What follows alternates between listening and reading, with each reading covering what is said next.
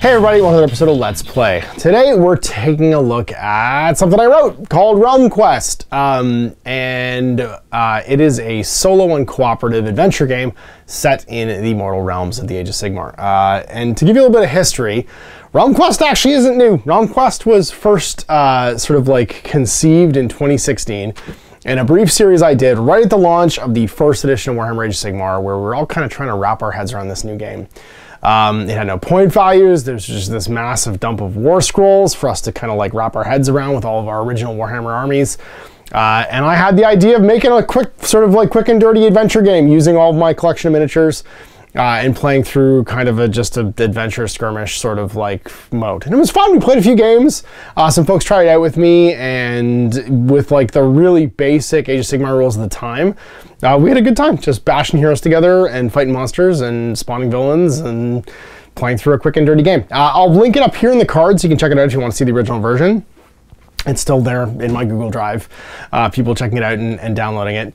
Over the last 4 years, Age of Sigmar has changed a whole bunch, and a whole bunch of things have evolved and kind of grown, and the world and the realms have expanded and become sort of more interesting.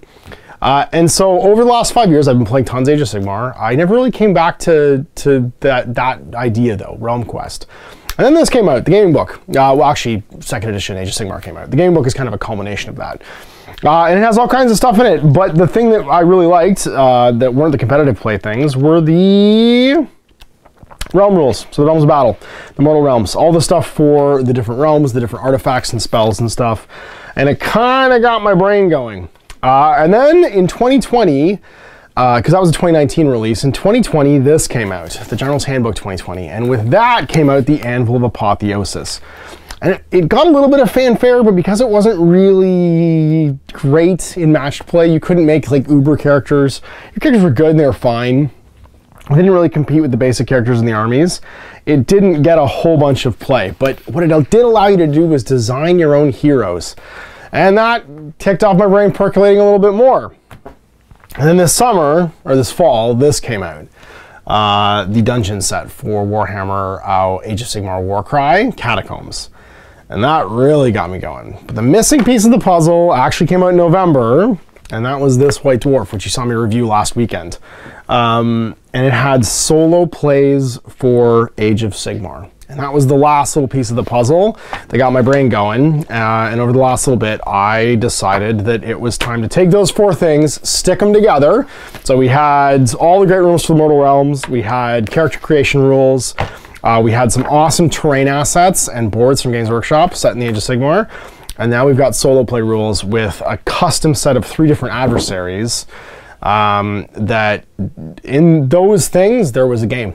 And I call it Realm Quest, and it's basically solo and cooperative adventure game in the grand history of things like Warhammer Quest or Hero Quest, set in the Mortal Realms, using these cool dungeon battlefield boards to procedurally generate a little dungeon. I've written rules for that. You create your own cast of heroes and villains. If you want to go on an adventure with like a group of Chaos Warriors, you can. If you want to mix and match heroes like in Warhammer Quest and have like a dwarf, an elf, and a man, you know what I mean, to adventure across the Riddermark, you can do that if you want to. Or you could have crazy warbands like a necromancer raising little hordes of skeletons to go fight. The idea was to basically create a more sprawling Warhammer Quest where the individual room encounters were actually big board encounters, and you could play it either in the wilderness using your Warcry boards or in the catacombs. The solo rules for the Hinterlands rules, actually kind of encapsulate pretty well playing on a Warcry board. But the Catacombs boards were the big missing piece for me that made this feel like a dungeon adventure. And so that's what I've written here, which is Realm Quest. And I thought, I was like, oh, this will be easy. This will be like 3,000 words or something like that. Oh, 8,000 or so words later. And I got lots of stuff I want to write for it still. What I basically created is a way to do an adventuring party using Anvil of Apotheosis characters from General's Handbook, and having quests that are linked together narratively, and each one ends in a cool boss encounter. So it's a lot like playing the 90s Warhammer Quest with modern miniatures. And it gave me an excuse to kit bash up my little cast of characters. So I decided I was going to build a warband. They're like an order warband of 3 different heroes. There's a reformed like tribal chieftain, a barbarian war chief from one of the Mortal Realms, probably Guerrilla, and then 2 Azerite Stormcast. One who's been reforged a bajillion times, and he's a priest character. Another's more of a warrior type, but is in like a constant state of reforging, and they're gonna have a cool adventure. So it's like a barbarian chief that owes a life debt and has basically been like reclaimed from the forces of chaos. Stormcast Eternal, who's sort of a leader type, a commander type, and an old Stormcast priest and exorcist, going on an adventure in Shish, the Realm of Death. So I'm going to take you through my Realm Quest rules, and if you want to check these out for yourself, I'll link them below for all my patrons, and you guys can check them out on Patreon. And yeah, and we're going to play some games. So this is the kickoff of this. I'm going to play a whole bunch of games. I got Owen excited about this. We're going to play some games of like adventuring basically in the Mortal Realms. But let's walk through the rules, set up and play a game, and you can check it out. Here's my setup. Everything you need to play Realm Quest. It's a pretty simple list, and most of the stuff you'd probably have already. So you need your either Age of Sigmar rulebook. I'm using the gaming book just because it's more compact. It's easier to flip through. But the regular Warhammer Age of Sigmar rulebook will have all the same stuff, the Realms rules and the core rules for the game. GHB 2020, so the General's Handbook 2020, has all the Anvil of Apotheosis rules for making characters.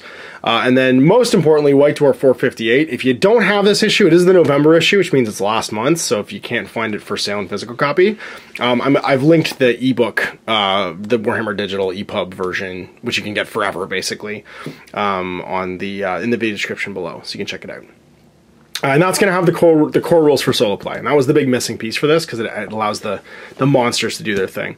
Then we've got some dungeon terrain boards. So if you want to play it this way, which is going to be the dungeon way, which is the Realm Quest way I've written, well, it's basically the Catacombs adventures as opposed to doing the Warcry or the Wilderness adventures, then you're going to need this set of terrain. You also probably want some doors and stuff, but most of the stuff you could just kit bash yourself. You actually don't really need the open doors. They're just visually pleasing.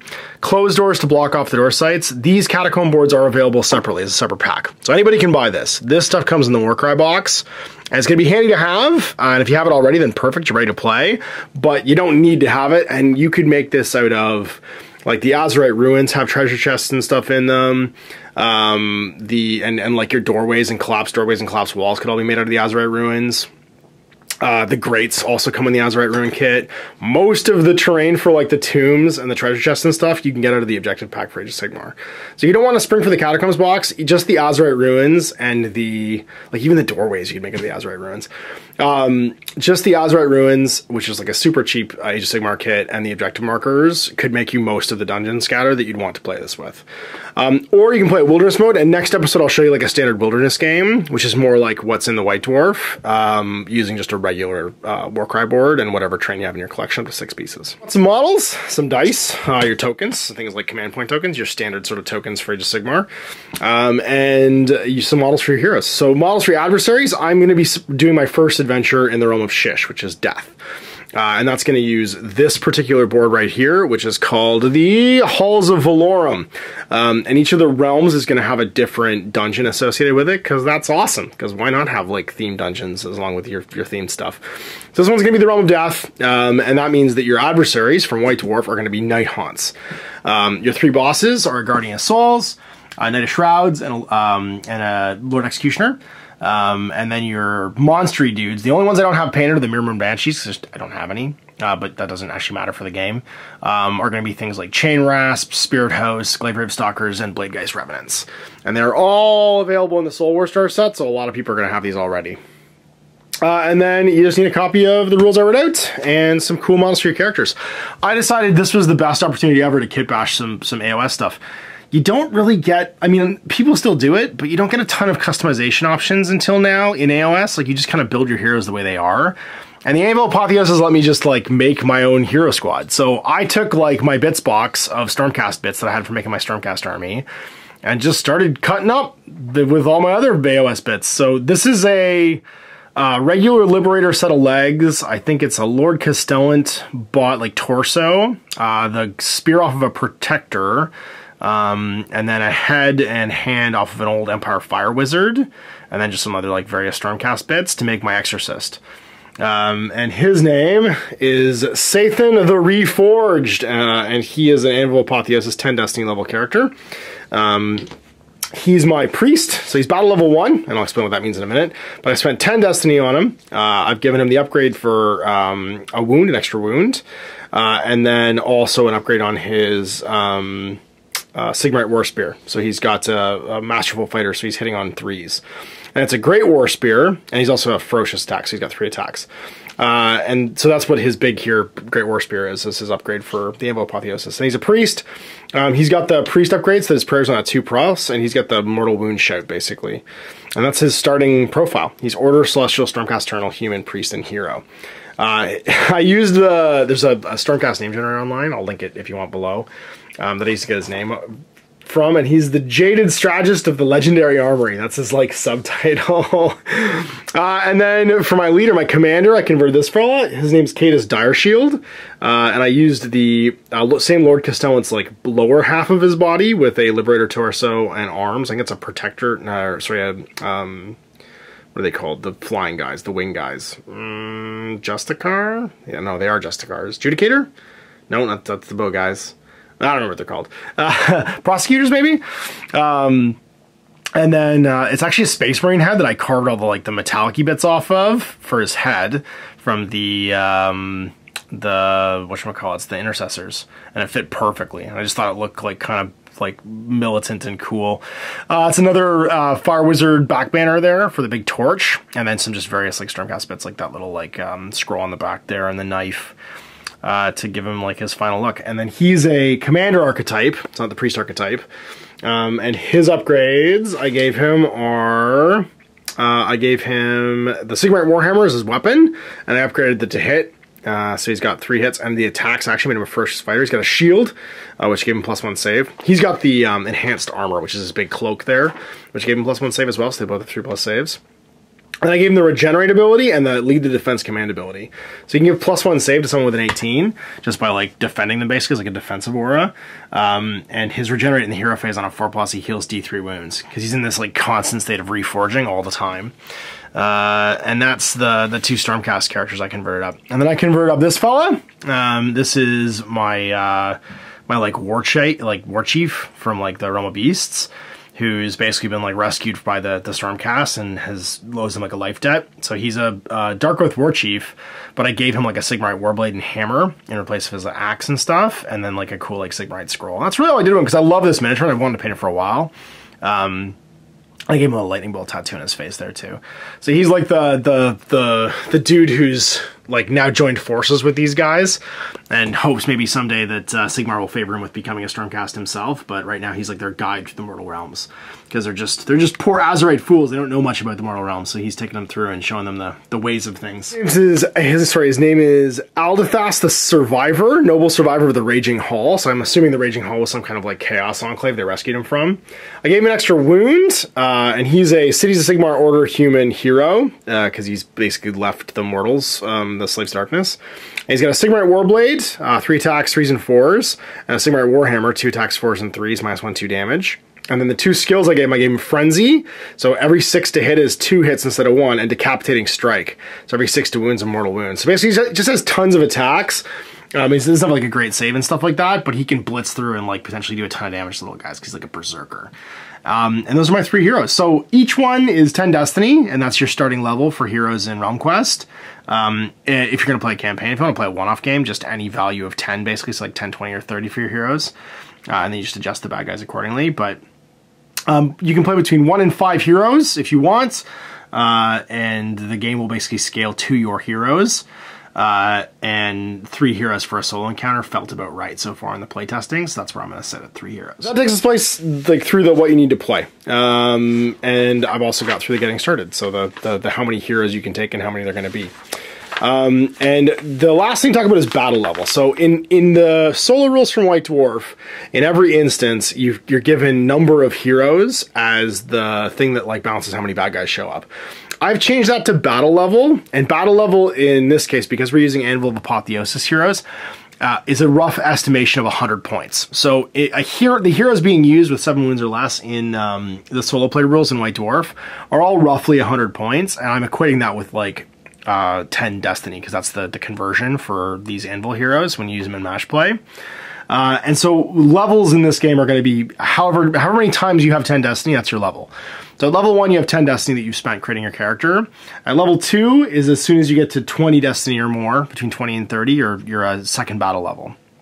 And so whenever the game calls upon you to have the number of heroes or the size of the adventuring party, that's your sum total of battle levels. So like, let's say minions are going to show up in the solo play rules. If you haven't played solo play yet, then you can familiarize yourself, or you can go back and watch my solo play missions, which are using the free supplements here. You'd have D3 plus the size of the party. So let's say the minions are going to show up, D3 plus 3 in the normal solo play rules. So 6 Night Haunts, or 6 Chain Rasps would show up.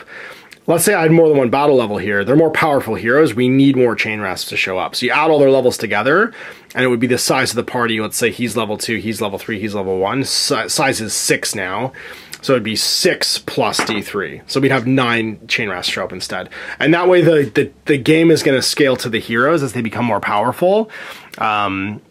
And we can kind of equate even what kind of bad guys show up to the battle level of the heroes. So the assumption is that all of the adventures that you're going to play that are in the solo campaign book in White Dwarf 458 and the ones that I'll write later are for battle levels 1 to 3. And the battle level of the party is equal to the average battle level across all the heroes. So if you've got 3 heroes, their battle levels would be a battle level 2 party, the way I just described it. So like 3 plus 2 plus 1 divided by 3, right? 6 divided by 3 is 2 overall. So when you average out their battle levels, they're a battle level 2 party. And that's the one other conversion I've done basically to play modify the solo play rules in White Dwarf to kind of try and balance it and make sure that the game isn't too easy and isn't too hard. And as the heroes grow and spend Destiny and get more powerful, they're fighting enough bad guys to make the game interesting and challenging. We set up an adventure. So the first thing you have to do is decide what mortal realm you're going to trying to have an adventure in. So I've decided Shish, and I've also decided I'm going to have a Catacombs adventure, not a Wilderness adventure. If you're having a Wilderness adventure, you're going to use the Wilderness boards from Warcry, or that size of table basically, and you're going to generate the same battle plans that are in this White Dwarf.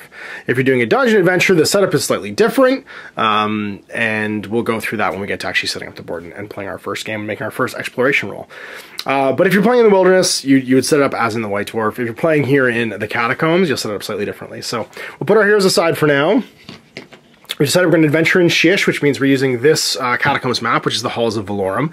If we wanted to go and fight in Akshi, which is the Realm of Fire, our adversaries would be Khorne Bloodbound, also in this White Dwarf.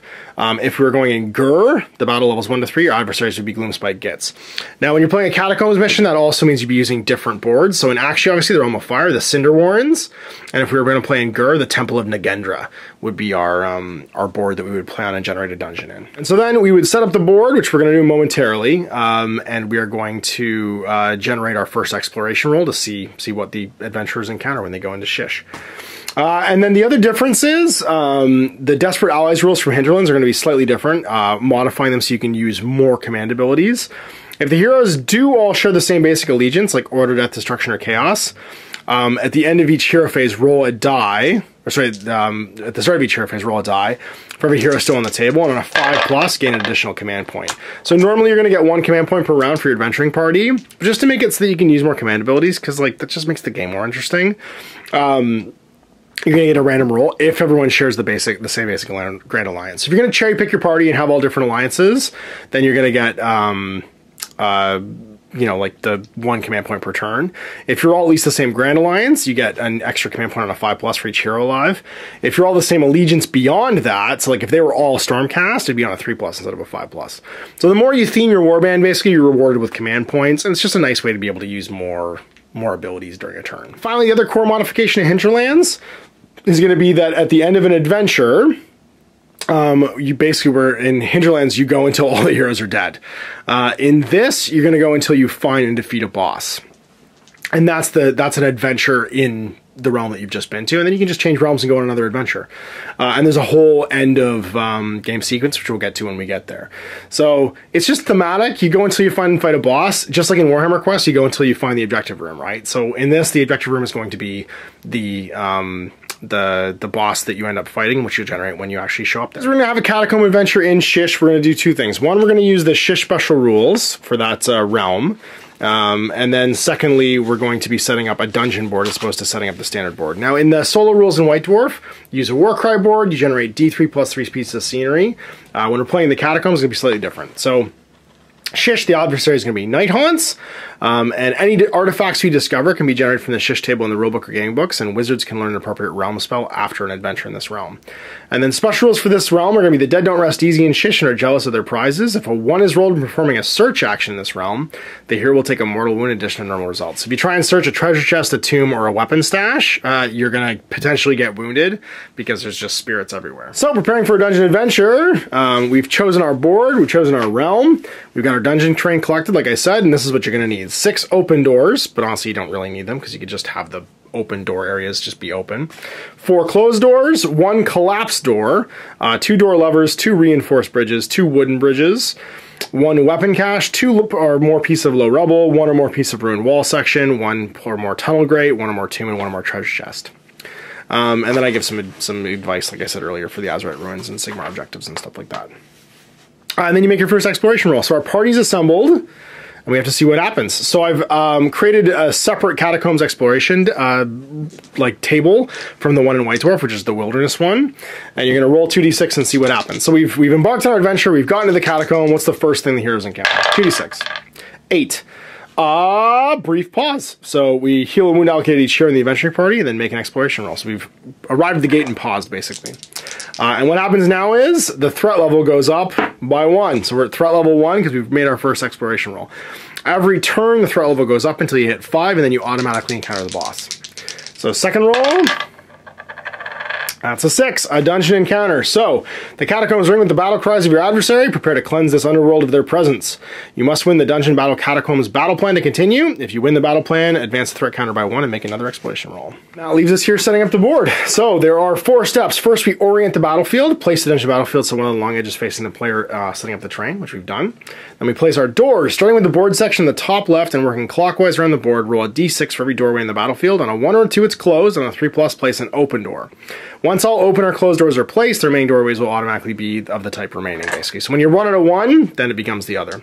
So we orient the board, and starting with the top left board section, every board is divided into 8 sections. We work our way around clockwise until we've done them all. So this door is open. The next door right here is open. This door over here is open. This one at the back is going to be closed and locked. Then down to here, this one is open. This one right here is open. This one across from it is going to be open. And that means the remaining doors are all going to be locked. So this one, and this one. Then we place levers, starting with the board section at the top left and working clockwise. Roll a die. On a 1, there's no lever. On a 2 to 3, the lever is on the side of the door closest to the top corner. On a 4, 5, it's on the opposite side. On a 6, I get to choose. So this closed door has a lever right here on the closest side. Then down here, this door has a lever on the closest side, which we'll say is this side over here. They can be placed within an inch of a door, and they can be interacted with an action, which I'll get to when I talk about actually playing through the turn. Then we generate bridges. The dungeon contains hazards, which it does. It has 2 small hazards and 2 large ones. Starting again, top left and working clockwise. Roll a die. On a 1, there is no bridge. On a 2 to 6, there is. So this one would have a large bridge. It does. Does this one have a bridge? It does. This little guy does. And then this one down here does as well. Now bridges allow you to move across the hazards without having to jump. You can still jump the places that the bridges are not if they're occupied, and jump is again an action. The bridges can also be attacked and destroyed, however. So if you want to blow them up, you can try and destroy them to keep people from crossing them. Now we generate terrain. Starting with the board section at the top left, roll a d6. On a 1, there's no additional terrain in the board section. On a 2, place a ruined wall. On a 3, place a rubble. On a 4, place a grate. On a 5 to 6, place a piece of searchable terrain. So on this one right here, there is a 3, which is going to be a piece of rubble. So like a collapsed pillar or something, and you place it as close to the middle of the board section as possible. Next board section, 2, that's going to be a ruined wall. So you place the ruined wall along one of the walls in this section, and it means that that wall no longer blocks line of sight and can be moved through. This board section is going to be a 3 as well, which is a piece of rubble. Another piece of rubble goes in the middle of this piece of terrain. This board section is a 4, which is going to be a tunnel grate, which means that bad guys might come pouring out of there instead of out of somewhere else. This one down here is going to be a 4 as well, another tunnel grate. Another potential spawn point for bad guys. This one right here, 1, so no piece of terrain. This one right here, 4, that's another tunnel grate. And then the last one over here, 5, that's going to be a piece of searchable terrain. So we roll again. On a 1 or 2, it's a weapon cache, 3, 4, a tomb, and a 5, 6, a treasure chest. It's 1, 2, which means it's a weapon cache. Conveniently in the locked room. And you place as close to the middle as possible along a wall. So there's our procedurally generated dungeon, and we didn't even run a terrain. We had stuff for everything. So we've got a piece of terrain all but one like quarter, and lots of things to interact with over the course of the turn. And speaking of which, let's talk about actions. So there are actions you can do in a dungeon terrain that you can't do in a normal Age of Sigmar game. And an action is a catch-all term for things that you might have to do to interact with the battlefield. There's 3 primary actions that can be done all the time, and I might later on during creation of other like areas and realms and stuff make more if they make sense for the dungeon board. But the 3 are jump. So you can jump, you can operate a lever, or you can search. When you jump, you have to start within an inch of the side of a hazard. So for instance, if there wasn't a bridge here, and then you roll a d6. If you roll a 1, you fall. You have to roll again.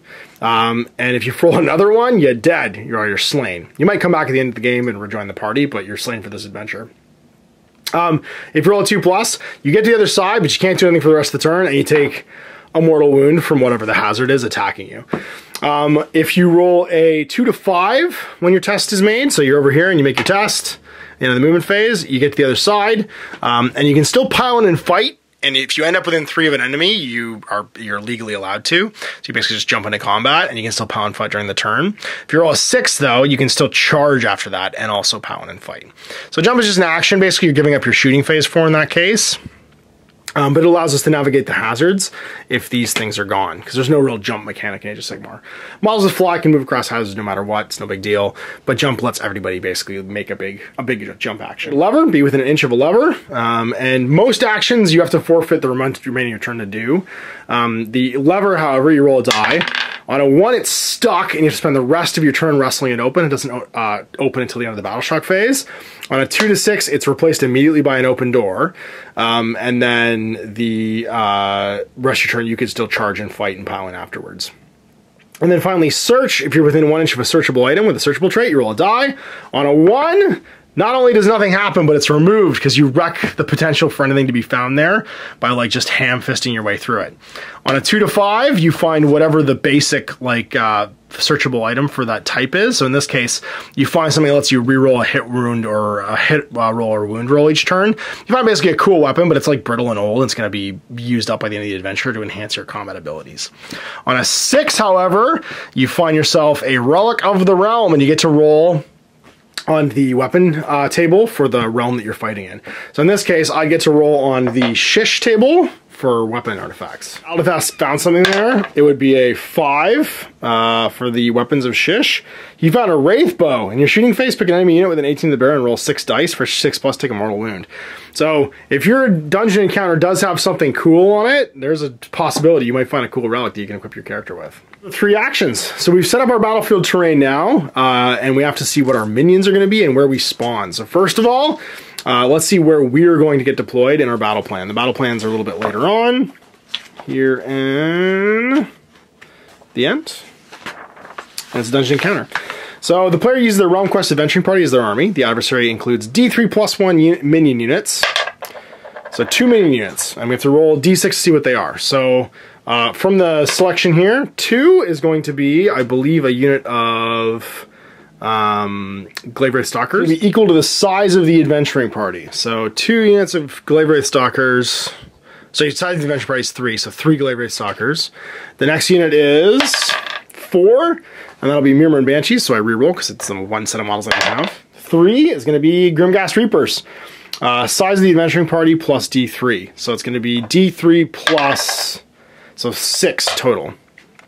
So randomly determine which entry point the adventuring party enters the battlefield from. Place all the heroes within 4 inches of this point. So there are 12 battlefield points that you can enter a catacombs board on. I'm going to use a D12 for this. You might have some for your wound counters if you play Age of Sigmar, or if you just play D&D or anything, you have a D12.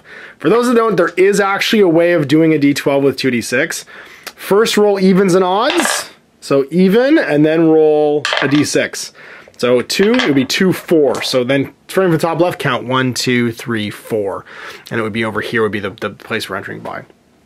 I'm going to roll a D12 because reasons. So 11. So counting 11 spaces from this one over here, the top left. 1, 2, 3, 4, 5, 6, 7, 8, 9, 10, 11. This is where the heroes are going to enter from. And they all get placed within 4 inches of that point. That's my entry point into the dungeon. And you count 6 spaces away from that clockwise. 1, 2, 3, 4, 5, 6.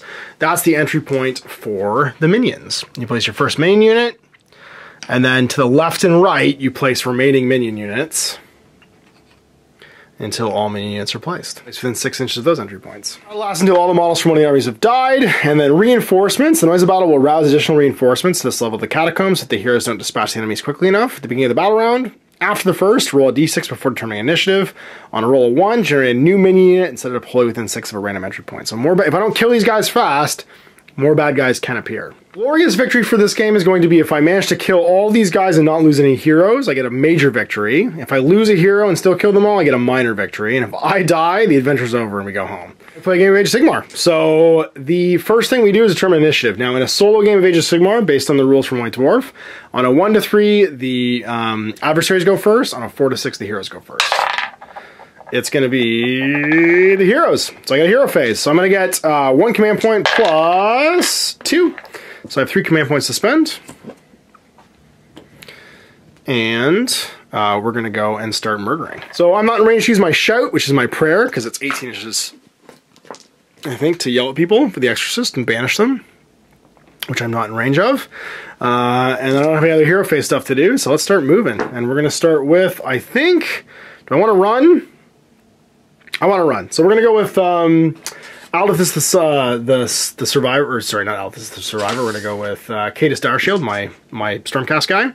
He'll run and roll a 1, so he's going to spend a CP to make that a 6, using a command trait. And he'll go 12. So he moves 5 to here, and then his advance allows him to go 6 more, and head over to here.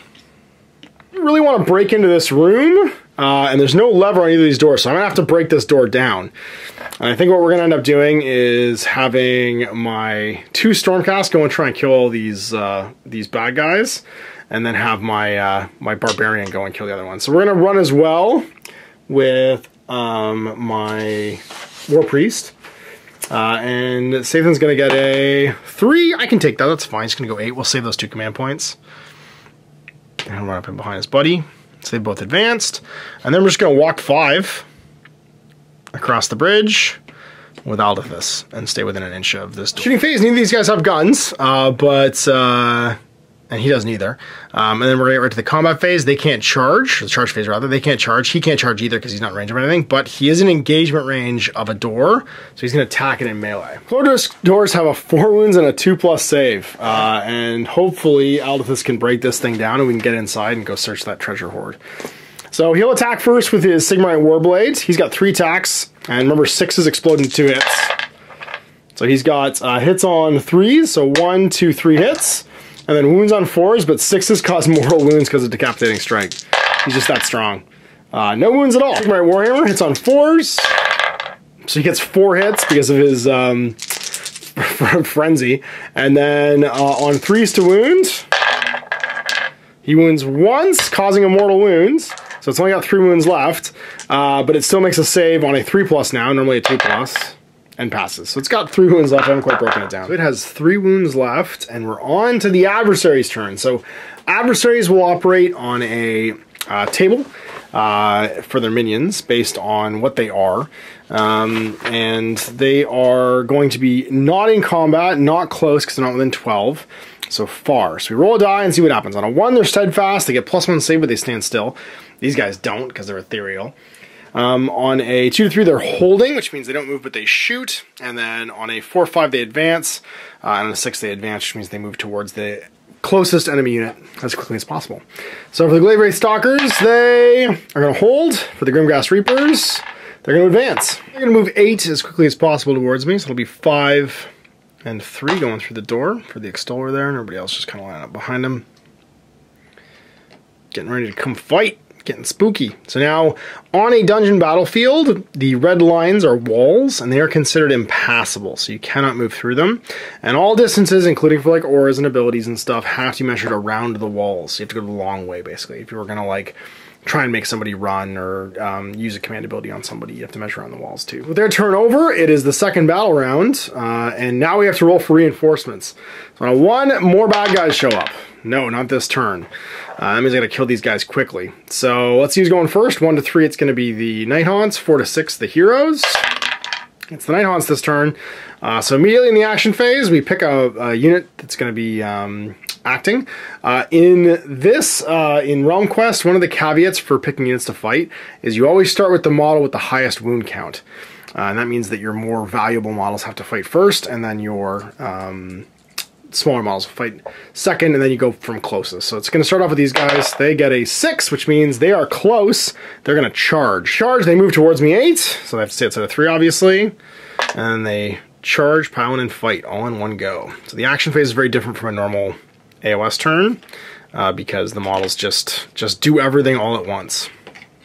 He makes a normal move, going as close as possible towards the close enemy unit. The unit then attempts to make a charge move towards the close enemy unit. The first model moved in that unit must be the closest to the enemy. And then the first model moved can finish its charge move as close as possible. If it's successful, the model in the unit must finish as close as possible. And the combat phase, we alternating fighting. These guys charge now. They're going to go 8. So closest to closest. And then everybody tries to pile in to get as many in as possible. These guys act. They are still far, so they're going to get a 2, which is still holding. So they're basically guarding the doorway. This is the way through. They're just standing there saying, no, you won't. Nighthaunt turns. These guys are going to fight first, and they divide their attacks as evenly as possible between models engaged with them. So these 3 are going to attack into, what's his name, Cadus, and then the other 2 are going to attack into Sathan. Excluding the Extoller, the first 2 attack. 4+ to hit with their slasher scythes. 1 hit. And then a 3+ to wound against him. He's wounded, so his 3+ save becomes a 4+ save. And he fails, takes a wound. Goes to 4 wounds remaining. Stoller's going to attack, and he's got, with his death nail, 1 attack, 3s and 3s. Misses. The 2 are going to attack into Sathus, so 3s to hit, and then 4s to wound. Sorry, 4s to hit, 3s to wound. 1 at -1. He has a 3+ save as well, so 4+ is Mighty Armor, he's fine. Now the heroes can pile in and fight, so we'll start with Sathus. He's got a Great Spear, sorry, Sathan. He's got a Great Spear, which has 3 attacks, 3s and 3s, and -1 and 2 damage. So 3s, oh, he's mad, and then 3s again.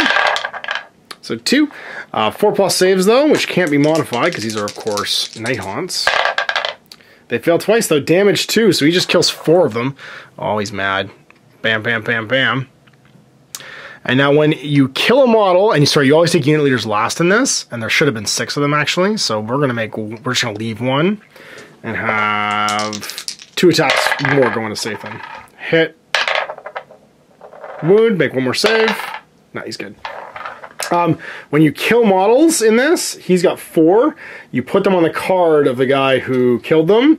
At the end of the battle, you're going to total up the number of wounds that he caused, and he's going to get that going towards his next Destiny level. So he's killed 4 of these little guys so far, and then it's Dathus' time. Sorry. Cadus has 3 attacks with Sigmar and Warhammer, 3s and 3s because of his upgrades. 2 hits, and then 3s to wound. 2 more, so 2 more unmodifiable saves on them, 4+. They fail 2 damage, so he kills both. Wipes them out. And he's going to get 2 wounds. Now it is the good guy's turn, the hero's turn, battle round 2. He didn't get to pile on and fight because he didn't have bad guys nearby, but he could actually attack the door, sorry, at the end of that turn, so he's going to do that. His sword hits once, and then wounds on a 4. Wounds, 2+ save, it's fine. And then his Warhammer has 2 attacks, which both miss. Break that door down, buddy. You need to get in there and get one of her treasures in there, because it'd be cool. So now it's the new battle round. So hero phase, we're going to get a command point plus none, so just 1 command point this turn. Go to 3. We're going to keep advancing and walk up 5. Do you want to try and charge this turn? No, we might just go again. So there's, you know what, we can. We'll just run. We might make the charge roll, so let's try. Let's just walk up 5 and go to here, and 5 and go to here. Oh, sorry, remaining hero phase stuff. Is he within 13 now? He definitely is. He can try to do his prayer on a 2+. He does, D3 mortal wounds. He sheds 1 of them off the table. Did he heal on a 4+? He begins to reforge and he heals that 1 wound he took. Aldath's just going to creep forward slightly because he wants to try and keep beating on this door. We can charge. I need a boxcar probably to do it. I don't get, that's a 9, so he's not going to make it in. Not a ½ inch. Does he charge? That's not a boxcar either, so no. And then I guess we'll go with Aldath, and he's going to try and beat this door down again. So with his sword, he hits once, and does nothing. And then with his hammer, he doesn't hit at all. Giant steel portcullis that this barbarian is trying to break down with his weapons. He's probably just blunting the hell out of them. It's new battle round. Do more reinforcements arrive as we explore? They do! Uh-oh. What shows up?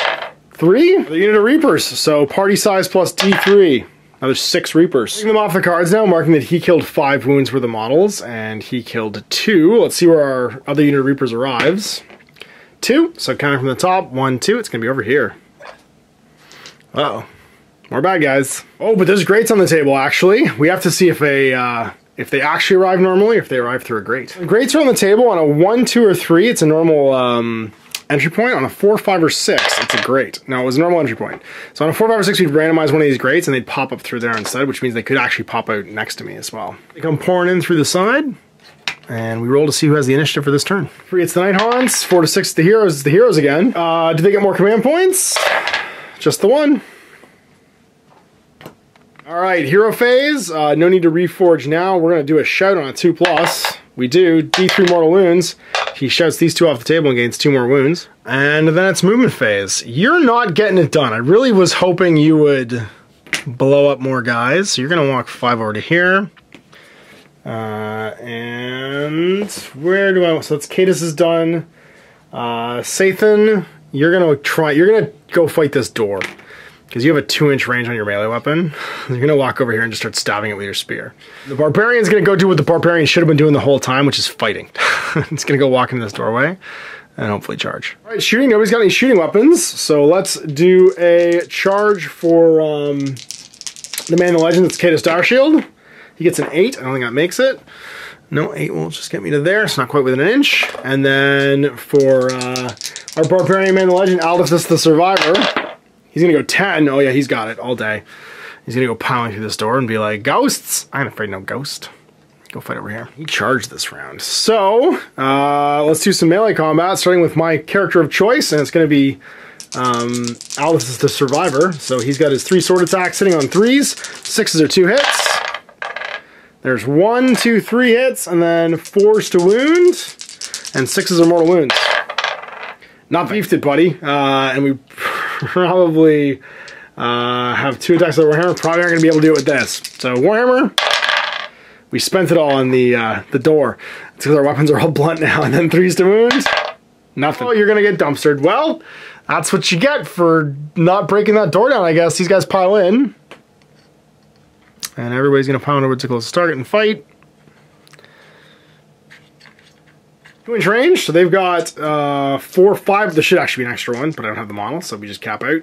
So 4 of them is going to be 2, 4, 6, 8 attacks, hitting on 3s, and then wounding on 4s.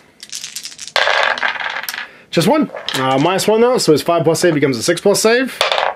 Nope. Survivor though, so he's got 5 wounds left because he had the bonus wound. That's gone now because you haven't charged. And then the Extoller, 2 attacks on 4s, hit once, and sorry, 3s and 3s.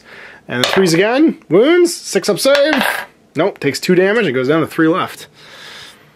I guess you can try and beat this door down. Come on, get in there, Sathan. So you've got 3 attacks with your Great War Spear on 3s, because you're within 2 inches. And then 3s again. 1, -1, so a 3+ save. No, it's fine. It is a door. Well, not the best, not the worst. So it's the bottom half of this battle round, so battle round 3. And what do these guys do? These Reapers roll a 1. They go steadfast. He spooked them. So they get +1 save, if they could get +1 save, but can't. But don't actually fight me this turn. I guess all this shouting just freaked him out. But he gets to fight still. So he's going to go right into fighting because they just sit and do nothing this round. Start swinging with his sword. I'm going to spend a CP to all-out attack and reroll 1s to hit. So sword attack sitting on 3s. Get him out of this. Now we can reroll that one at least. So that turns into 2 hits, so 3 hits total. And then 4s to wound, 6s are a mortal wound on top of it. Nothing. Good job. And then your Warhammer attacks, 2 hits, so that one turns into 2. And then it's going to be 3s to wound. Oh, 2 mortal wounds. So 2 just die, and then 2 saves of 4+. So 2 more damage, so 4 die total. There you go, you woke up. 4 wounds caused for Aldithus. Good job. That Extoller doesn't fight back this round, though. And then you get to fight again. So, combat phase, he gets his 3 attacks. Break this door down. 2 hits, and then 3s to wound.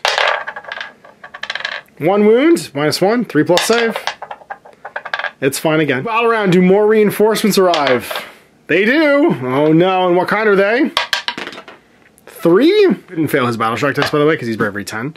Yeah, because the 6 and 4 is 10. And that's another unit of the Bladegeists. Show up on another random point. That's going to be 4 of them on 7. 1, 2, 3, 4, 5, 6, 7 over here. Just keep appearing. And let's see who's going first. It's the Night Haunts. So rolling for the closest unit, these guys over here, they are going to just hold because they're in combat, so they keep fighting. These guys, 6. Man, so they go 8. Heading towards the closest model. It's going to be, what's his name? Cadus this time. So going 8 into this doorway. And they're done. Then that Extoller is going to fight. He's going to hit twice. He's going to wound once. And then it's a 6-up save. Nope, down to 1 wound left. Oh no. This fights back. So first with his sword. 3 hits, because that turns into 2. 4s to wound. 2 wounds, 1's a mortal wound though, and that'll just kill him. We can just pop this guy over there, because there should be an Extoller in this unit. There should actually be 5 more. Wound for Aldithus. And then another round of spear stabs. 2 hits. Does he wound? 1 wound, and a 2+ save goes to a 3+ save. Oh, it's fine. Breaking this door down. This prize is not going to be easy no matter what we do. So it's Heroes top around. What do we got for extra CPs? 1 this time, so we get 2 this round. This is 5. He'll shout a prayer. Can we do it on 2+ mortal wounds? We do. D3 mortal wounds. He kills 3 more. 10 wounds caused this round, and then we start moving. All right, well, go get him, Cadus. You're just going to walk 5 over to here. Aldithus is going to just walk 5 as well. Actually, he's going to run. What does he get? A 3 will make it a 6. So he can go 5 and then over to here because he doesn't want to die. He needs to be near friends. Maybe you can break that door down. And then we're going to walk over here with Sathan and join ranks. You can break this door down apparently. So then charges, we'll go with Cadus. He charges 10, more than enough. And then we'll charge with Sathan as well. Sathan goes way far and also piles in. Charge a door, and he's not in range to fight it, so he's just going to stand there. And we'll have Cadus go first, because we've already got 10 kills, 10 wounds worth of kills for Sathan. So Cadus has, he'll all-out attack for a CP. Reroll 1s, not that it matters. And then 3s to wound. And this is Sigmar Warhammer, 2 wounds. And then 4+ saves for these 2 guys. They fail both 4 damage because it's a Warhammer. And these 2 fellas die. And the mission without us having broken in to find the weapon vault, unfortunately, because that door is impregnable. Right, so we want a major victory. Now, wounds carry over. So Aldithus is going to have, or Aldithus is going to have 1 wound remaining right now. and both the Stormcast luckily getting away unscathed. It requires some reforging on the part of Cadus. It's our second roll on the exploration table, so we're up to 2 threat now. And we're going to clear off the board, and then we made a major victory, which means we get to roll twice on the loot table. So red dice will be low, big black dice will be high. Let's see what we find on the loot table for having won this battle. A 13 is all is dust. Nothing. Second one, 62. That's going to be a relic. You found a powerful treasure to aid your battle. Maybe afterwards we break into the room and find that weapon. Pick a hero in your adventure party and pick one of the following. Artifact to power. You can pick an artifact powered from your hero's set of allegiance abilities and give it to them if you haven't done so already. A spell. If this hero is a wizard, you can pick a spell from the allegiance abilities and for them to know if they don't have it already. Or a prayer. If the hero is a priest, you can pick a prayer from the set of allegiance abilities for them to know if they haven't done so already. It's only fair to give this to Sathan, as he was the man of the hour in this fight. And we're going to give him the gift of the 6 smiths for his war spear. And that means that for that melee weapon, once per turn, you can reroll 1 failed hit roll or failed wound roll for attacks he makes. That's going to be pretty handy, I think, for 3s and 3s, -1, 2 damage. Never carry 1 relic, though, so it's worth knowing that if he wants to use that or give that one away later, if he gets a new one, he could dump it on another hero, but that's the one he's got for now. All right, so we're at threat level 2, which means we have to make another roll on the exploration table to see what we find. 86. It's going to be a 9. A brief pause. Heal a wound. Sweet. So we get 1 wound back, and we go to threat level 3. Roll again. We get an 8, which is a brief pause. Whoa. Sweet. We go to threat level 4. Roll again. Keep exploring. An 8. Oh, sweet. He's up to 4 wounds. Just pausing somewhere. And then finally, it's threat level 5 now. No need to roll. We automatically generate the boss encounter. 3 hard 8s in a row. We probably should have 1 more dungeon encounter, but it's cool. We're going to get right to the boss. So let's see what kind of boss it is. A 1. So that's going to be a Knight of Shrouds on an Eternal Steed. Alright, so it's a D3, obviously not a D6. That's a slight typo. So now we're going to set up, instead of the dungeon battle plan, we're going to set up the Warlord's Lair. Here's his doors. We orient the battlefield. I could spin it if I want, but it doesn't really make a difference. First doorway, right here, is closed. 1 or 2. 3+ for the next one here. It's also closed. Ooh. Over here, it's also closed. Unlike the last one, where everything was open, this one is going to be open. Down here, we're on clockwise, is going to be closed. This one is going to be open, and sorry, that's all the closed doors. The remainder will all be open. We end up with another locked room. Let's see if there is a lever. There is, and it's going to be on the closest side to the top corner. So there. Then this one. Is there a lever for that one? There is not. This one over here, there's a lever, and it's going to be on the far side from the corner. It's all the levers placed, so that's going to be bridges. Does this have a bridge? It does. Does this large hazard have a bridge? It does. Does this small hazard have a bridge? It does. And does this small hazard have a bridge? It does. All right, generating terrain for the first board section. There is a 2, which is going to be a ruined wall. And we place it along an appropriate edge, so we'll place it over here. Ooh, the locked room has a way in. And actually, let's put it over on this side, maybe. There we go. For this next board section, a 1, nothing. This board section right here, 2, another ruined wall. I have another one in my collection, so we roll again. 6, it's going to be something searchable. It's 3, which is going to be a tomb. Tomb in the middle of this board section. Then this board section over here, another searchable item. What's it going to be? Another tomb. We don't have a second tomb, so actually we do have a second tomb. Where is it? It's right here. Put it in the middle of that one. Section 4. That's going to be a tunnel grate, as close as possible to the center of the section. So right there. Right here. 2. That's another ruined wall. I don't have one, so reroll. 6, another searchable item. What's it going to be? 3, another tomb. We don't have another tomb, so we reroll, and it's a not a weapon cache, it's a treasure chest. Along the wall, it's right there. The boss room has lots of treasure. What's this one? 2. It's a ruined wall, so let's roll and see what else we get. 5, another searchable piece of terrain. It's the weapon cache.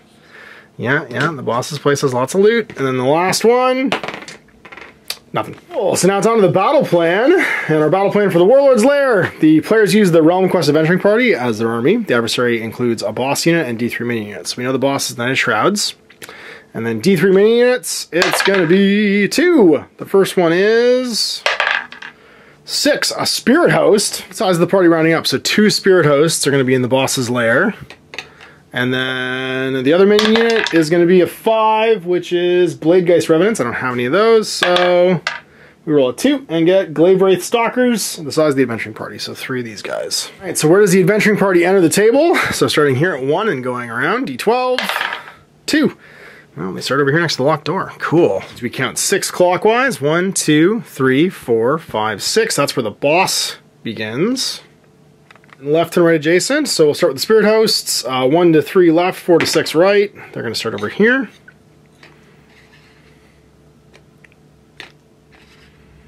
And then the Glaive Wraith Stalkers start over here, where they were guarding before. Last until all the models from one army is slain. Reinforcements, again, on a 1 at start of a return, a new mini unit will arrive. And then Glorious Victory, if we can kill them all without losing a single hero, we get a major. Otherwise, we kill them all and we've lost them, we get a minor.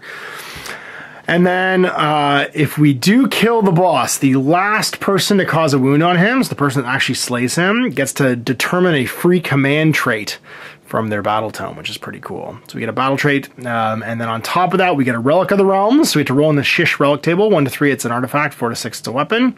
And we get a roll in the normal loot counter rolls as well. Extra boss actions. The Lord of Geist, at the start of the combat phase, this model will use its Lord of Geist command ability. When it does so, the closest other friendly unit within range of this command ability, that's within 3 of any enemy units, is picked as the target of the command ability. If there's no eligible units, the model is picked as the target.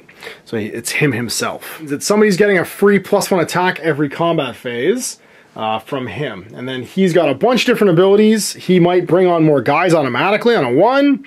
A Twilight Translocation, he'll just bamf and teleport anywhere in the battlefield more than 12 from enemies. And then disappear into the underworlds, heal D3 wounds, and then remove him from the battlefield and put him up somewhere else within 1 inch of an enemy unit. And then Deathless Vigor, he just heals, and then finally he could rampage, advance, and charge. No reinforcements. 1 to 3, it's the Night Haunts. 4 to 6, it's the Heroes. It's the Heroes. So let's see if we get any extra CPs this round. We get 1 plus 1 is 2. Well, let's start moving. We're going to do some running first from Cadus, and he's going to go 3. He'll spend a CP to make it 6. So he can go 11. So he's going to go 5 over this, and then 3, 4 to the edge of that, and then 2 more. End up over here. Nathan, he will go 1. He'll also spend a command point to go 6. End up behind his friend. Wasn't in range to use his prayer, obviously. And out of this, he'll also run and go 3. So he's only going to go 8. He'll get just the other side of this and be behind his friends. Advancing behind the wall of superhumans. Shooting, no charging, as everybody ran. So it's the time for Night Haunts to do the thing. So starting with the boss always, he rolls a 2. And for him, that's Twilight Translocation. Remove this unit from the battlefield and set up anywhere in the battlefield more than 12 from enemy models. Well, I feel like he wants to get in the war. So he'll just head over here. Not within 3 of that. So probably like right there. Over here. There we go. Next to Weapon Cache. Come get me. Next highest move count is going to be the Spirit Hosts. They advance. So they're going to move far, which sets at a 12. And that means they just might take a walk quickly as possible towards the enemy. So that's going to be just around here. Going 6. And through the door. It's Glaive Wraith Stalkers, who will conveniently fly. They also advance because they're far. Float 6. They fly, so they ignore the hazard. And head to the other side of this. Okay. Well, we've moved, and they're not charging this turn in the combat phase, so no battle shock, and it's on to battle round 2. Who's going first? But first, do more minions appear?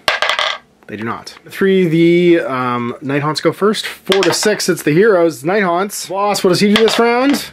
4. He is not close. He's more than 12, so he is going to get Deathless Vigor, which means he'd heal. Lying in wait. Then it's the first unit of these guys. They're going to Steadfast. And then the Glaive Wraiths, they're also going to Steadfast. They're waiting for me, but they get +1 save this round. Not that it matters, because they're ethereal.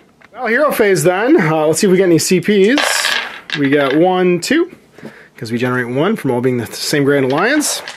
Then we're going to shout our Mortal Wound shout into the Glaive Wraiths. We do. How many wounds? 2 mortal wounds. So we melt 2 of them with Sathan. It's movement phase, and we're gonna go and try and make some murders, I think. So let's head this way, going 5 with Cadus, Dire Shield, and then Sathan also going 5 over to here. Aldithus will walk out 5, just heading around the corner behind his friends. And does he want to run? He does want to run, I think. Do we want to run or just want to... Do you want to search that thing? Yeah, we do. We're going to run with him. Move an extra 3. And that'll put us within 1 inch of the tomb, so you can search it. Perform these actions if you're not engaged by the enemy. This is probably the last round I'm going to be able to do this, so I might as well. He is going to, at the end of his movement phase, decide to search searching. So he doesn't do anything for the rest of the turn. He won't charge, he won't pound and fight, but he rolls a die. On a 1, I wreck it. I don't find anything because I just like rifle through it. And because we're also playing the Realm of Death, the ghosts attack me, I take a mortal wound. On a 2 to 5, I get to make a roll on the artifact table or the loot table because I found something neat. And on a 6, I find a rare artifact. I find an artifact of the realm. What do I find? An artifact of the realm! Shish, which means we get to roll a d6 on a, not a weapon, but a relic. So, a relic of Shish. We find 6.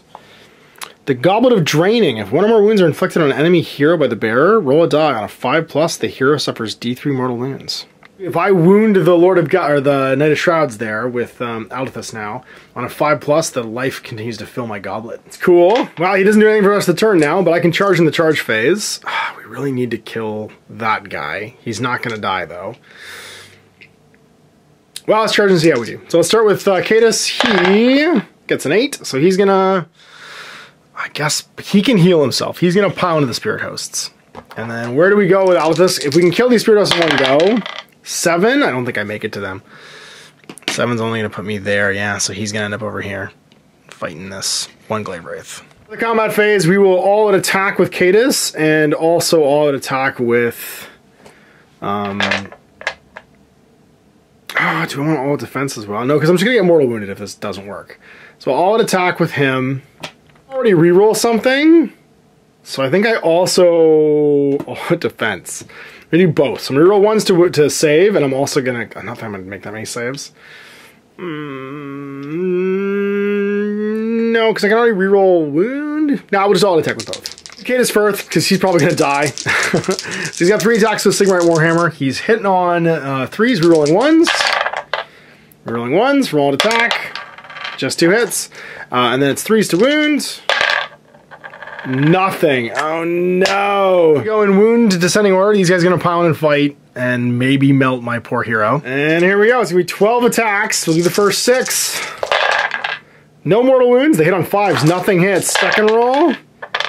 Nothing. Oh my god, I got so lucky there. I should have taken at least 2 mortal wounds.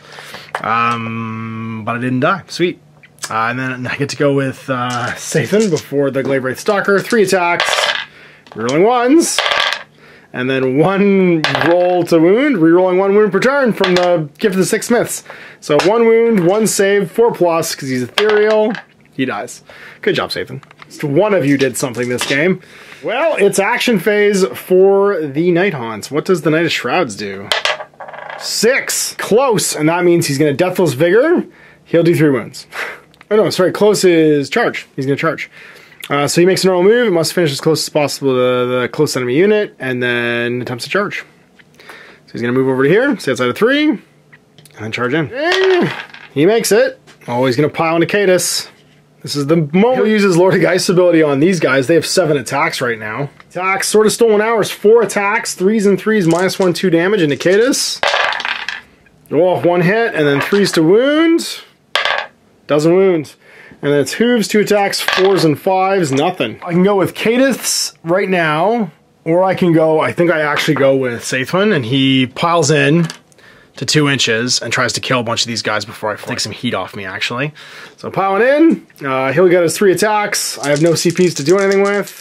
So 3s to hit, I can reroll one hit, so I'm going to do it with the gift of the six smiths. And then 3s to wound. 2 saves for these spirit hosts. Pass one, fail once, takes 2 wounds. This one has 1 left. They fight, and they're all going to try and kill Cadus again. 7 attacks each now, so the wounded one, oh my god, does 2 mortal wounds. And then wounds on 4s. 1 more wound, so 1 armor save of 3+. He fails it, so he takes 3 wounds, he's down to 2. And the second one kills him. This is down. Oh no, the most I can get is a minor victory now. It's hit battle shock phase, nothing to do. Ugh. Well, we got beat up. I think maybe the barbarian can save the day. Do more minions arrive? They don't. Alright, 4+, the heroes get to go first, otherwise they're gonna get rounded. Nope, it's the bad guys. What does the Knight of Shrouds do? 4. So he is close. He is going to Deathless Vigor, and he'll do 3 wounds. Doesn't do anything else. Then it's the Spirit Hosts. 3, they're engaged. Hold, which means that they'll pound and fight in the combat phase, and they go first. Moving into fight. Will once again be Lord of Geist, so they have 7 attacks each. All this into Sathan now. He takes 1 mortal wound. He's got 5 wounds left because he has 6 wounds total. The next one attacks. Does another mortal wound and 2 hits. And then those are on 4s. 2 more wounds, 2 saves, 3+. He's okay, so he just takes another mortal wound and goes down to 4. He can fight back. 3 attacks. He's got 1 reroll from the gift. And then 3s to wound. Does it make it save? 4, 5, or 6? It does. Right, so Cadus is down, everybody's wounded. Things aren't looking great. Hero phase. We get 1 CP plus 2 heroes remain. So we get 2 CPs. And then it's movement phase. Oh, sorry, and prayers. So let's see if we can shout some of these ghosts away. You're an exorcist. Hold the skull up high. You do. D3 mortal wounds. 1 mortal wound, but you managed to melt this one. So they're far less dangerous now, and you gain 3 wounds from that. Movement phase. All right. Aldithus, you're the survivor. Come get him. Conan moment. This is when it happens. All right, so movement's done. Charging. Bam. He goes 7. He makes it. He's going to go right into this guy. We will spend 1 CP to all attack with Aldithus, and we'll spend... I guess we spend a CP to do it with you as well, Sathan. We should all attack twice. Alright, let's see if we can do it. We're going first over here, so this guy doesn't die. Stolen Hours will kill me. Alright, so sword. We've got 3 attacks, hitting on 3s. 6s are double hits. Barbarian style. We all attacked.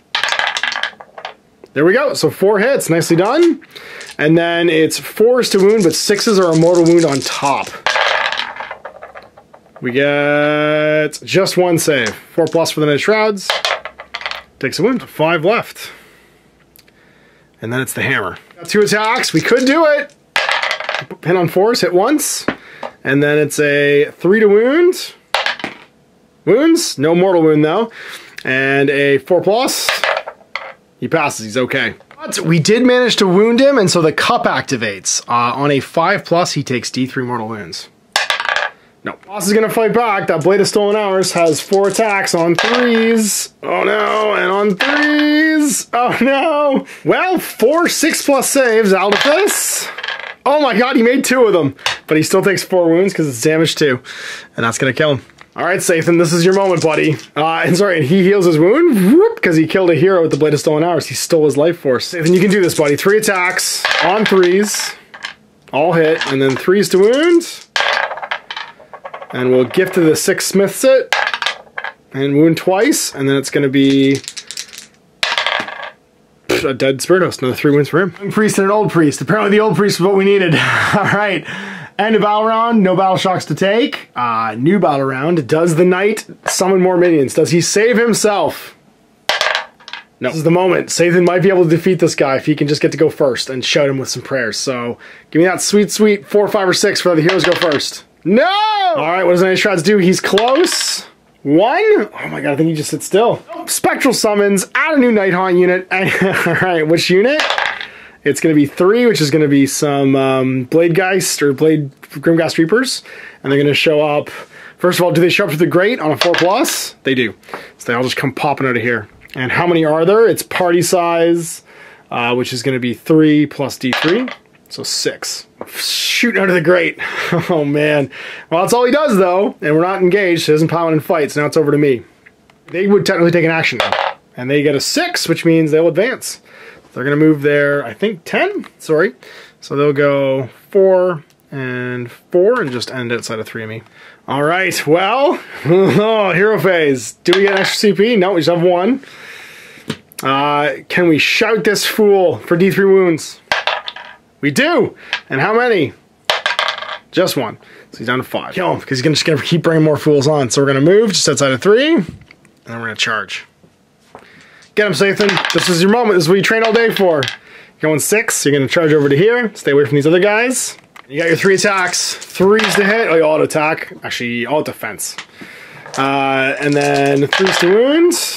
We hit and wound with all but 1. Gift to the 6 smiths. Nope. So we can't kill him now. 4+ saves.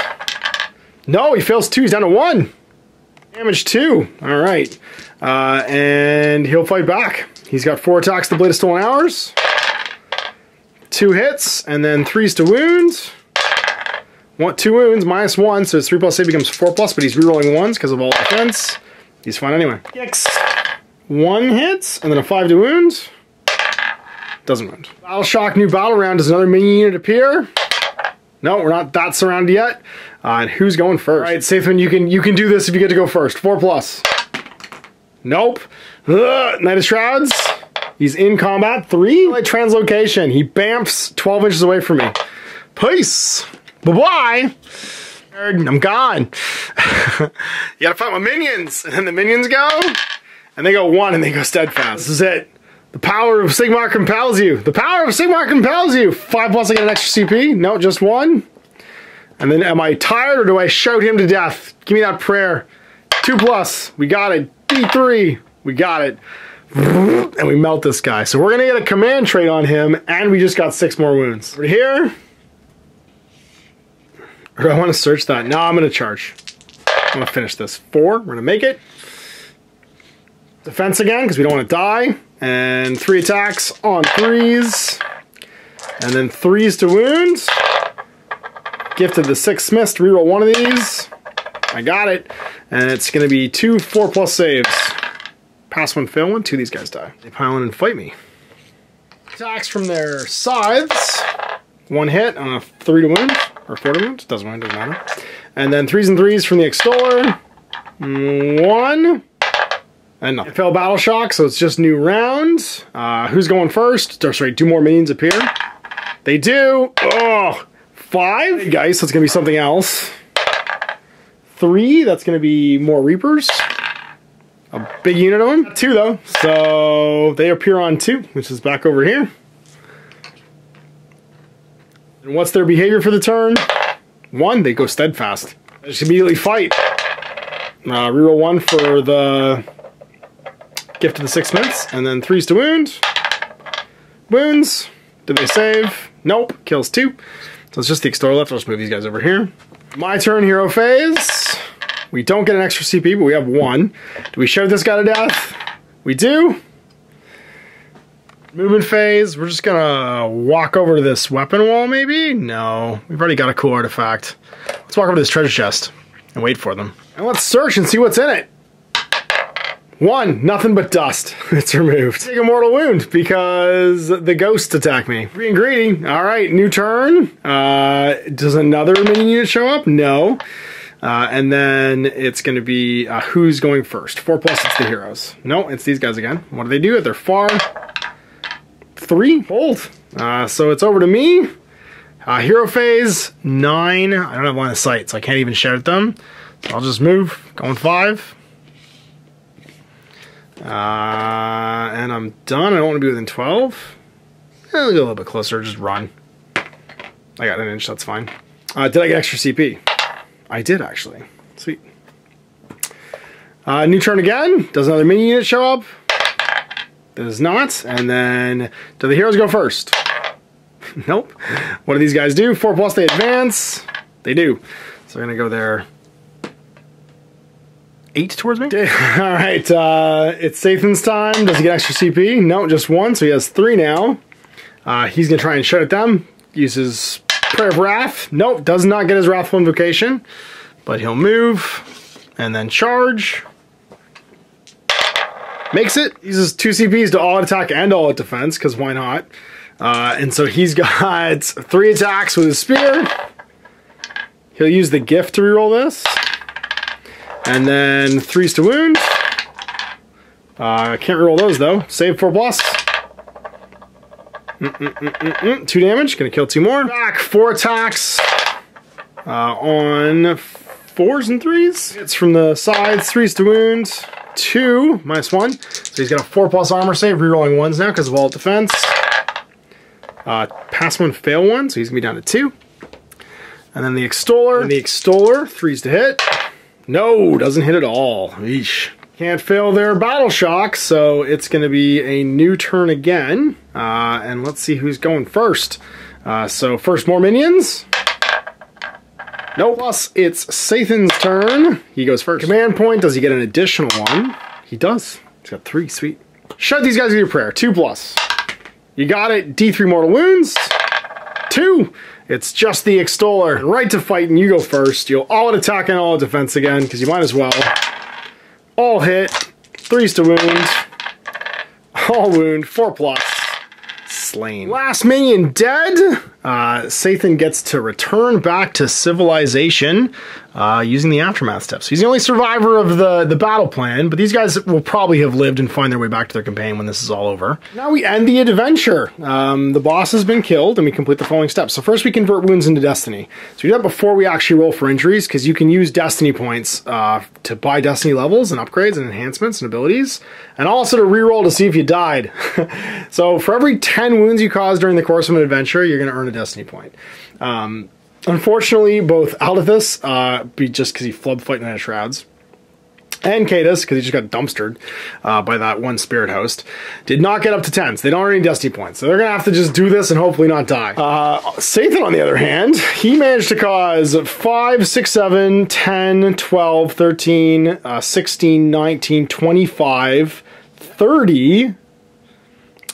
37 wounds over the course of this game. So he's going to get 3 destiny points. Now we got to roll for injuries. So these 2 fellows succumb to their wounds, and we roll a d6 for each hero that was slain over the course of the adventure and did not recover due to a long respite. On a 1, the heroes succumb to their wounds. They're just dead forever. On a 2 to 3, they've been gravely wounded and lose d6 unspent destiny points while they recover to a minimum of 0. On a 4 to 6, they're able to avoid any long-term effects and recover in time for the next adventure. Out of this, you got stabbed a bunch by the Night of Shrouds. Let's see what happens to you. Oh, hang time in it. Ah, you're fine. So you're good for your next adventure. And then Cadus, you also did your thing. And you're fine too. So you both recover for the next adventure.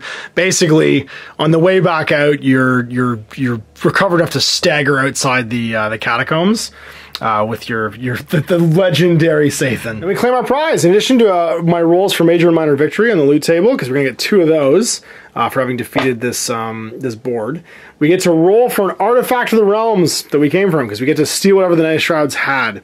So on a 1 to 3, it's going to be a relic. On a 4 to 6, a weapon. A weapon will be high. What did we find? Actually, sorry, it's not Black Dice will be high. That's for the loot table. Just D6 on the weapon table from Shish. 2. We found a Banshee Blade. Pick one of the bearer's melee weapons to be a Banshee Blade. Each time you roll a hit roll of 6+ for this weapon, roll 2d6. If it's equal or more than the target's bravery characteristic, it inflicts D3 mortal wounds in addition to the normal damage. That's super cool. It's going to be a Banshee Hammer. We're going to give that to the man of legends that is Cadus, so now all 3 guys have a relic. We got a minor victory, so we get a single roll on the loot table as well for that. But it's a 16, so all is dust. We don't find anything else. Now we have to return to civilization. So for every hero that was in the party that didn't die, you have to roll a d6. And you discard any non-doubles, triples, or quintuples. So on a double 1, double 2, double 3, double 4, double 5, or double 6, something might happen. Any quintuples, it's really bad. But if we just get 3 individual dice, we make it back to civilization just fine. So let's see what our trek home leaves us. 1, 5, and a 6, we're fine. Normal trek home. Now on a double 1s, triple 1s, or quadruple 1s, you get ambushed by a remaining patrol and you have to play a wilderness fight. at your current state that you were. Anybody who recovered starts with D6 wounds. So we're going to do a wilderness fight. He'd have 2 wounds and you'd have 1 wound to start the fight with. And we have to do that before we can get home. Resulting in further injury rolls too if you don't kill everybody. And then a quintuple, you get a traveling warlord fight in the wilderness because you managed to find other warlords. So if you take a big party and you all make it home and you somehow roll any quintuple, any 5 dice, you have to do a second warlord fight right after the first. You can also face a lot of hardships. You can lose an unspent destiny point. You can find traveling carriage-drawn merchants. You can spend an unspent destiny point to roll in the loot table. You can discover a massacred band of adventurers and roll in the loot table to see what you find. You can also find an ancient nexus of power. Everybody gains a destiny point from communing with it. And on double 6, triple 6, or quintuple 6, you'd get an artifact. So you find another artifact in the realm. Things can happen while you travel back to civilization. And then once we're there, we can rest and train. So we can spend our unspent destiny points on the Anvil of Apotheosis. Now, Cadus and, of course, Aldithus didn't find anything because they got beat up real bad. But we got 3 destiny points on the Man, the Legend, the Saith, and the Reforged. And we could spend them however we want. You can spend them on the normal Anvil of Apotheosis stuff from the General's Handbook, on anything you haven't spent. There's only one thing you can buy more than once, and you can buy it once per battle level, and that's, you can buy an extra wound. So you can spend 2 to buy an extra wound when you hit battle level 2. He can't do that yet. He could, however, buy himself some weapon upgrades, like enhancements and stuff like that. He already has the Masterful Fighter for +1 to hit, so you can't buy that again. He could buy the weapon enhancement to give him more damage if he wants. I think that costs 2. It's like a mighty weapon. So he has a mighty weapon now, which makes it damage 3, because Great Spear becomes damage 3. And so we convert that Destiny into his Destiny value of 12 now. So he's not quite battle level 2, but he's a bit closer. And we're going to keep that 1 unspent Destiny just in case he gets in trouble next game and manages to get killed. Now, I like to mark the things that have been enhanced already, see, because you can't do them more than once, in brackets on the sheet, and that helps me to remember which was Sigmarite War Spear. His Great Spear stats have been actually added to. So he can still make it better to wound and improve his run and even his attacks. There are some additional enhancements that you can take. So, for instance, I've created a new adaptive tactic where you can get an extra command trait. Communing with the gods for extra prayers. Favored hero, you can invoke 2 prayers instead of 1. And then Arcane Learning, which allows you to learn new spells, including the ones from your previous adventure's realm, so you can learn the realm spells. And then Arcane Power, you can cast a second spell each hero phase, or Arcane Defense, attempt to unbind a second spell each action phase. And these are all my own creations. These are all non-legit. You can't now use your hero in match play if you buy these. But, I mean, it just means that you can do more stuff with your wizards and priests and stuff over the course of the game, which I thought was more interesting than just buying fighting stats. Because right now, most of the heroes can just buy fighting stats, and most of the enhancement go into making you a better fighter. But I wanted to be able to actually make a better priest and make a better mage as well. And the last thing is you can buy minor beast upgrades, but between battle levels 1 and 3, that's all you can buy. Mounted and Gargantuan beast upgrades are, once you're past that, you can buy one of those if you want. But it also means that you can no longer go on Catacombs adventures, because you can't fit in the tunnels. You can't re-equip your hero's weapons after they've been created. They're focusing on the combat style of the miniature you've built. If you want to do that, just build a different miniature. And obviously your relics and stuff can create different weapon opportunities. And once you've rested and trained, and they can meet with other adventurers, form a new adventuring party, and be ready for the next adventure. So further adventures, you don't need to take the same every hero you've created on each adventure. And it's fun to mix and match. Build and convert new ones, and take a different party out each expedition. When you embark on your next adventure, simply select a party of heroes from those you've created so far, determine the party's battle levels described earlier, and head out into the mortal realms to find glory. Enjoy playing through these rules up to battle level 3 for your party for now in the 3 realms provided, which is Akshi, Gur, and Shish, and I'll be adding new realms as we go. And that's it, our first game of Realm Quest. So there you go, I hope you liked that first look at Realm Quest, my solo and cooperative dungeon adventure game for adventuring in the mortal realms of the Age of Sigmar. You'll see another one in 2 weeks, and if you want to check out any of the stuff I've talked about today, check the video description. It should have links to the White Dwarf I'm using, as well as my Realm Quest rules for my friends on Patreon. You can also join the Facebook group I put together for people who want to give the game a try and share their experiences, and we'll check out the Wilderness Battle in 2 weeks against the Gloomspite Gits. Till then, I'm Ash. Have a good day. I hope you enjoyed that video. If you want to support the channel, of course, like and subscribe and hit the little bell below to get notifications when I post future content. I do post stuff 7 days a week. If you want to support the channel further, you can, of course, buy a t-shirt through Spreadshirts, buy a measuring gauge or objective markers from Death Ray Designs, or, of course, most importantly, there is Patreon. Patreon is what makes all this possible, keeps the lights on, pays for the studio costs, pays for the equipment, model costs, and everything else, and most importantly, puts food in my kids' bellies and a roof over their heads. Big thanks to everyone, past, future, who supported me. I do this stuff because of you guys, and of course, I will continue doing it as long as I can.